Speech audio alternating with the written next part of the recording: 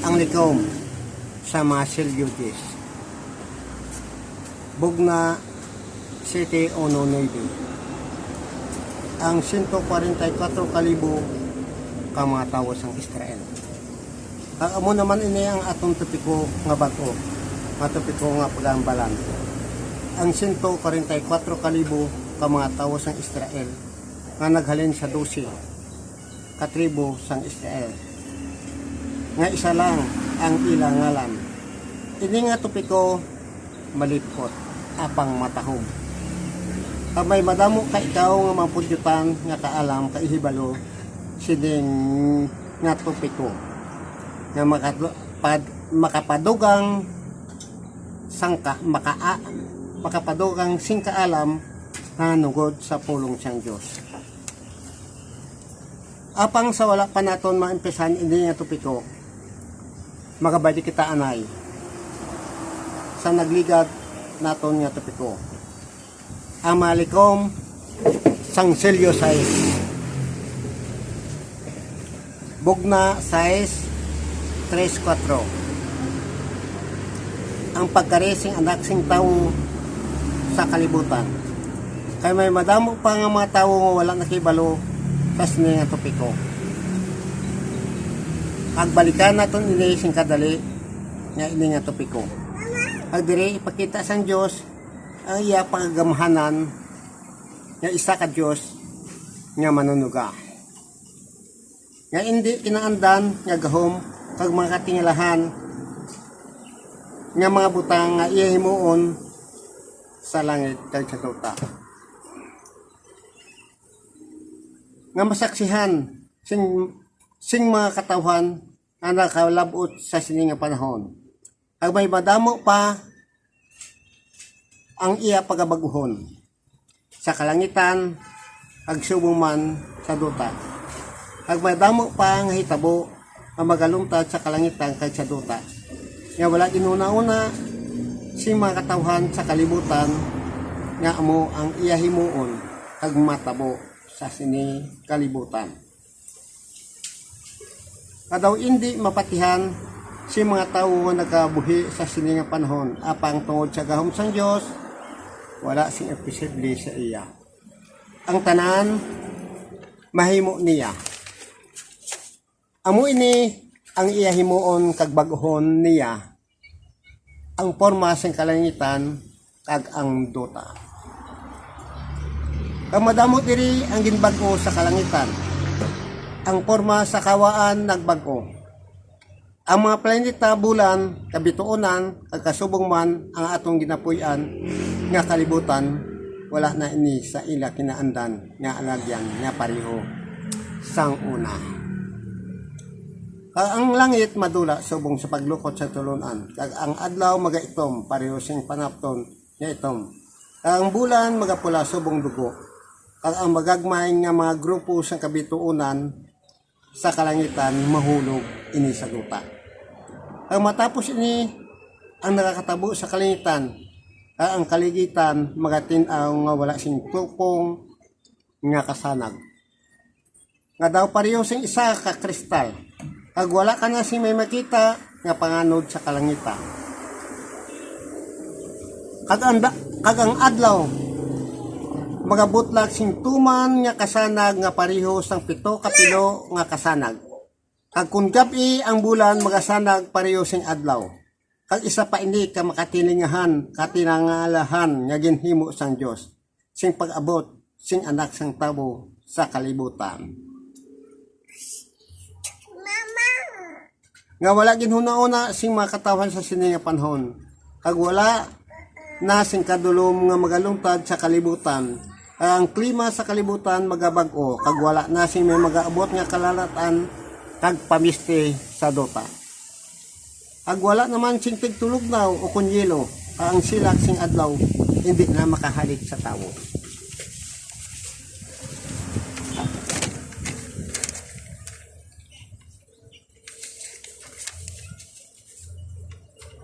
Ag kung paano naman gaman ni Kristo ang bugos nga kalibutan nga may kalinungan, ang mga katawhan sa duta. Kag ining tanan yung mga nabilin nga buhi gikan sa kapungsuran, nagsalakay sa Jerusalem, mga kadto dito sa balaan nga bukid, sa tagsa katuig sa pagsimba sa Ginoo nga makagahom subong hari.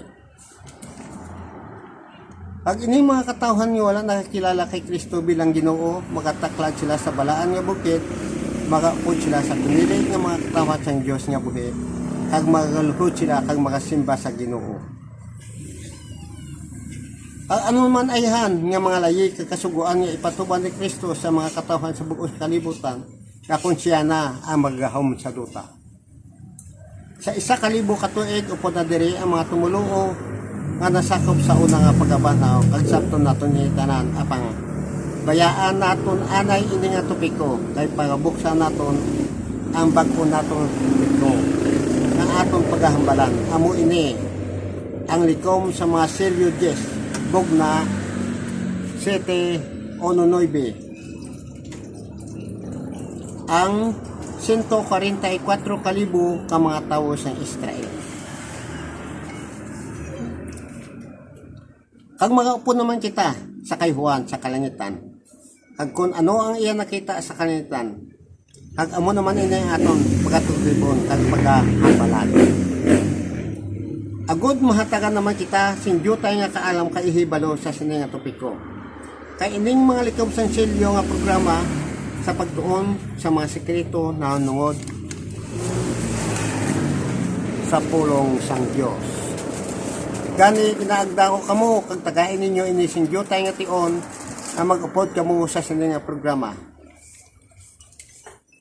Kay may madamo pa kamo nga mga butang nga wala pa ninyo nahibalaan na nungod sa pulong sa Dios. Kay nag-umpisa pa lang kita sa sini nga programa. Ag malayo pang aton malabutan sa sini nga programa. Kag kung ano ang mga sekreto nga ginaplano sa Dios sa mga katawhan nga iya gintuga sa duta. Ag sa karon pisa naman naton ang bag-o nato nga topiko ang nakita ni Juan sa kalangitan. Ang likom sang Sergio Jes Bogna 7 o 9 ang 144,000 ka mga tawo sa Israel. Sa tapos sini nakita ni Juan ang 4 ka mga anghel nga nagatindog sa 4 ka pamusod sang duta, nga nagapugong sa 4 ka mga hangin sa duta. Agod nga wala sing hangin nga magahudyop sa duta o kon sa dagat. O kung bisan ano nga kahoy, ang nakita ni Juan ang isa ka anghel nga nagakari gikan sa sidlangan nga may selyo sang Dios nga buhi. Gintawag niya sa mabaskog nga tigog ang 4 ka mga anghel ag ginhatagad sang Dios sing gahom sa paghalit sa duta kag sang dagat. Ang anghel nagsiling, hindi paghaliti ang duta o kon kahoy, tugtog mamarkahan sang selyo ang mga agtang sang alagad sang aton Diyos. Agin sugiran si Juan si kadamoon sadto, agin pamarkahan sang selyo sang Diyos sa ila agtang.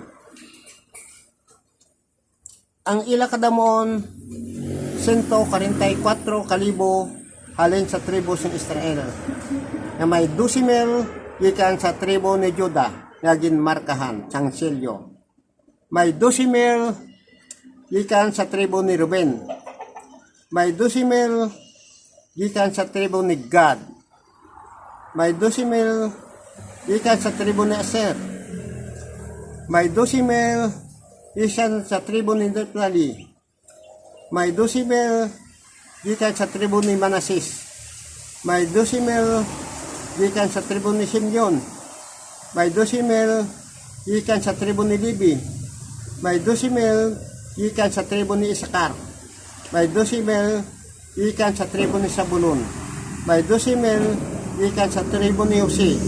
May 12,000 gikan sa tribo ni Benjamin. Ini nga selyo ang pagmarka o kung pagselyo sang Dios nga buhi sa mga pinili nga mga katawan siyang Diyos nga taga Israel. Nga 144,000 ka mga tawo sa Israel nga halin sa tribo, sa 12 ka tribo sa Israel. Kag ang Diyos makapadala sing madamo nga mga makahladlok kag makangilidlis nga mga kalatan nga ipadala sa kalibutan. Nga halin sa kalangitan nga magahalit sa madamo nga mga kasapatan, kakahuyan, kag dagat.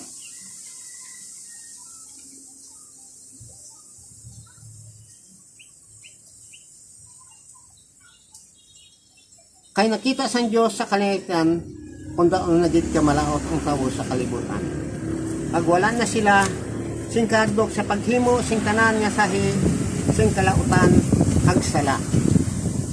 Ag ginulipo na sila sing sala ag malain nga bulaton. Ag wala na silang nagkilala sa Diyos nga siya ang naghatag sa ila sing kabuhi sa kalibutan. Ang mga tawo sa duta ada pareho na sila sa panahon ni Noe. Tungod sang ila kamalaot, inaglag sang Diyos ang tawo ka ang kasapatan sa duta. Kag sa sini nga panahon, ang tawo nangin sobra pa sila sa makasasala sa panahon ni Noe. Nangin malaot pagid sila nga mga tawo sa duta. Ang nakita sang Diyos sa kalangitan, ang iya nga tawo ang gintuga nangin malaot kag malain na sila nga mga tawo sa duta. Nga bisan pa ang iya nga tawo nga taga Israel nga siya nagpagwa sa Egypto, nagtalikod na sa iya. Kaya naghimo man sila sing tanan nga sahi sing kalautan kag kalainan. Ang nakibalo kita kung ano ang nangin kabangdanan, sinitanan, kung nga nangin malaot ang tawo sa kalibutan. Tungod sa panahon sang World War III, kag natapos ang World War III nga natabo, kag diri ang tawo ginbag-o sa kalibutan. Kag nangin malaot, kag nangin malain sila nga mga tawo sa duta. Kag amo ini ang kabangdanan sinitanan, kag kunya nangin malaot ag malain ang tawo ag ginulipon sila sing yawa. Ang tanan nilang ginahimo nga mga kalautan ag kalainan sa duta wala nalikod sa Dios. Ang tanan ka ang Dios nakakaugot kang nakakaakig sa sini nga mga tawo tungod sang ilam pagpakasala sa duta. Ang nakita sang Diyos, ang tao wala na sing pagbago sa duta. Ang Diyos makapadala sing madamo nga mga kalalatan sa duta, nga sobra pa. Kamakahaladlok, nga mga kalalatan, naging padala sa duta sang panahon sang Egypto. Sa panahon ni Moses, nabisan pa ang tanan nagpakasala sa kalibutan, apang may tawo pa sila nga nabilin. Nga taga Israel o wala nagpakasala sa atubang niya kag wala nagtalikod sa iya. Mga matarong nga mga tawo, matinlo ang ila panghunahuna, ang ila binuhatan. Kag nakakilala pa sila sa ila Dios nga amo ang nagtuga sa ila. Kag amo ni sila nga mga tawo nga wala nagdagta sang ila kaugalingon. Nga bisan pa ang mga tawo sa palibot, nila nagahimo sing tanan nga sahi sa mga kalautan kag tingilaran. Apang ini sila nagapabilin nga matarong nga mga tawo sa atubangan sang Dios.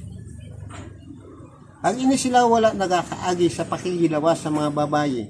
Ang sila mga ulay nga mga tawo. Ang ini sila wala nagabutig. Kay sila man ang gintuboski siya sa nabilin ng mga tawo sa duta. At sila man ang naunang ginhala sa Diyos kag gudiro.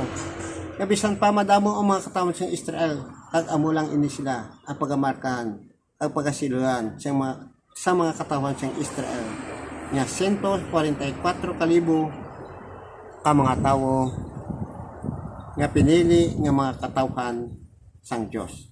Nga gintubos nga halin sa duta nga wala sing dagta. Ag wala sing anuman nga rasa nga mga tawo sa kalibutan nga makaibpon nga pagamarkan o pagasilyuhan sang Dios nga buhi. Kundi inilang ang mga pinili nga mga katawan sang Dios nga taga Israel. Apang sa wala pa nasilbihan ang pinili sang Dios kag wala pa napadala.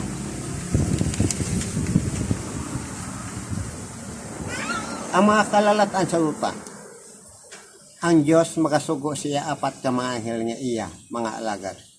Nga mga panaog sa duta, kang mga tindog sila sa apat ka pamusod sang duta. Agod nga wala sing hangin nga magahuyop sa duta, o kun dagat, o kun sa anuman nga mga tanom.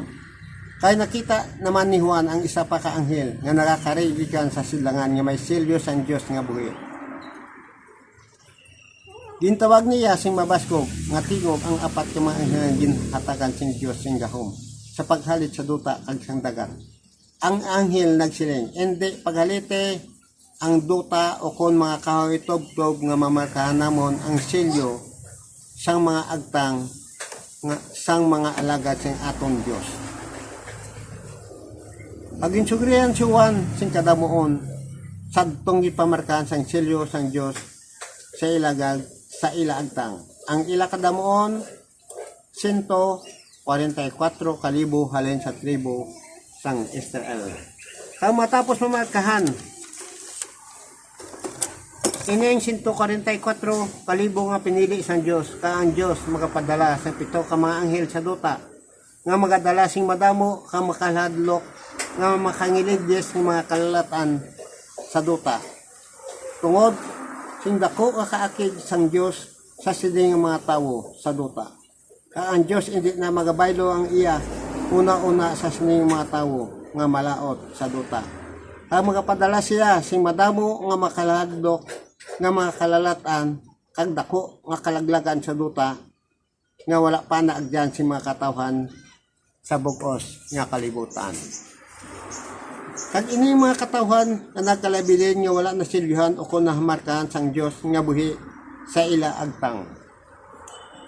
Sila ini ang makaagom sing makahaladlo kag makangiligdes nga mga kalalatan nga magaabot sa kalibutan nga hindi nila malikawan o kon mapalagyuhan sining makahaladlok nga kalalatan nga ipadala sang Dios sa duta.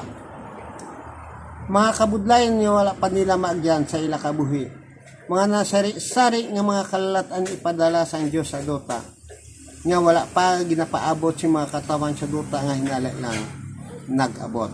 Kag wala sing tawo makalikaw o kung makapalagyo sining kalalatan kag kalaglagan nga magaabot sa duta.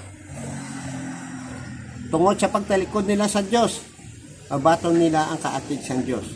Kag ang tanan nga mga katawo nga walang silbihan sa duta, magabaton sin nila ang dako nga kaakig sang Dios. Kag ang mga kasapatan, mga tanom, kag ang tanan nga may kabuhi sa dagat, makaaguman sin dako nga kalitan sining kalalatan nga inaboy sa duta. Tungod sining mga tawo nga ila ginahimo nga mga kalautan agsala ang nagbiya sila sa ila Dios ag amo ini kun nga padalaan sila sing makahaladlok ka makangiligdes nga kalalatan nga magaabot sa duta. Ag sinuayhan ang makaagwanta ag makapalagyo sining mga kalalatan nga ihaboy sa duta. Apang ining mga pinili sang Dios nga taga Israel agin markahan kagin silyoan sang Dios nga buhi sa ila agtang nga amo ang 144,000 ka mga tawo nga wala singalan. Ag ining mga alagad nga pinili sang Dios nga mga katawhan nga may silyo sang Dios nga buhi. Kag kon mag-abot ining mga kalalatan agin padala diri sa duta. Ining mga katawhan na 144,000 kagin silyohan sa mga anghel sa ila agtang. Tungod sang ila tanda sa ilaangtang ini sila pagalikawan. Kukon pagaagyan sini mga kalalataan nga ginpadala diri sa kalibutan. Pag hindi sila mahalitan, nabisan anuman nga kalalataan nga magaabot sa kalibutan. Ay sila gid magkakaginsilyuhan sa ilaagtang bilang tanda na sila mga pinili sang Dios nga nagkalabilin sa duta. Kay hindi gusto sang Dios ang iya alagad nga mga pinili nga nabilin sa duta.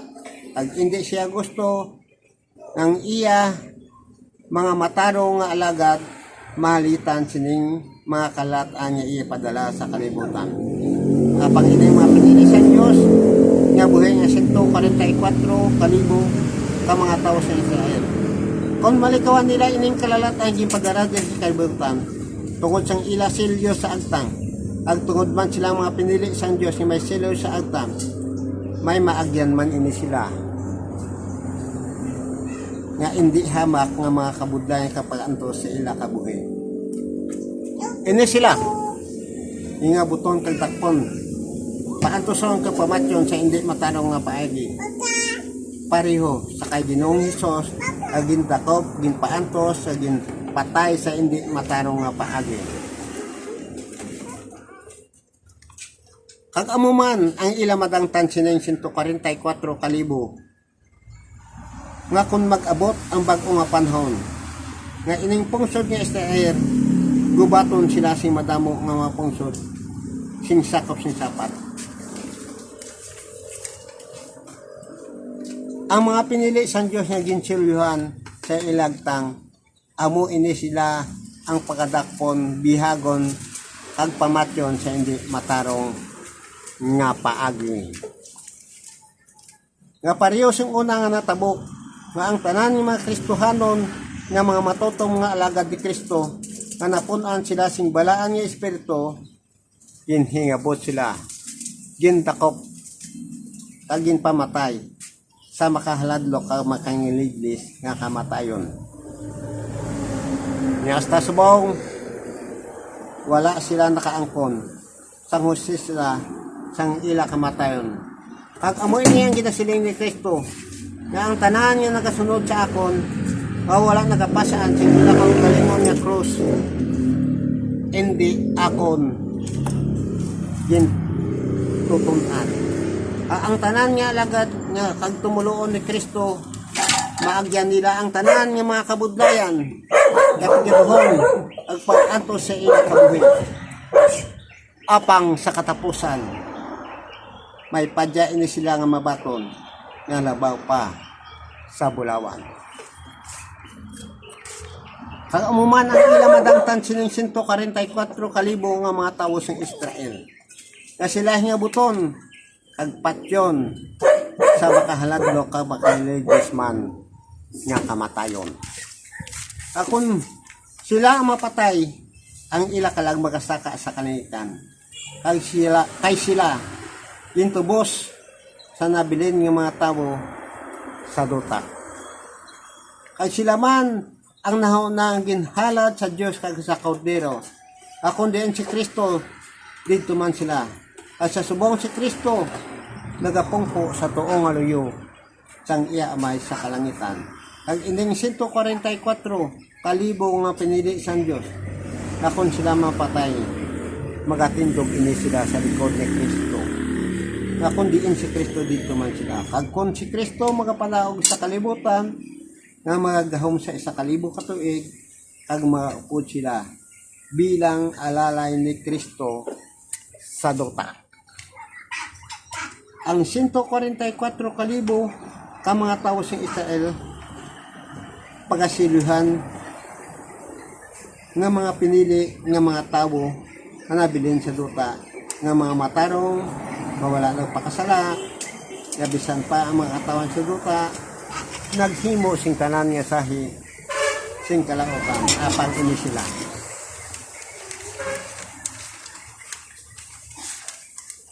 Nakapabilin nga matarong kang matinlo ang ila pangunahuna nga mga tawo sa duta. Kag matapos ini masilyan ining 144 kalibo ka mga tawo sa Israel. At ang Dios magapadala sing 7 ka mga anghel sa duta. Agod nga mga padala sang 7 ka mga makalalatan sa duta. Kag amo ini ang kaunuran sang likom sang silyo. Yes.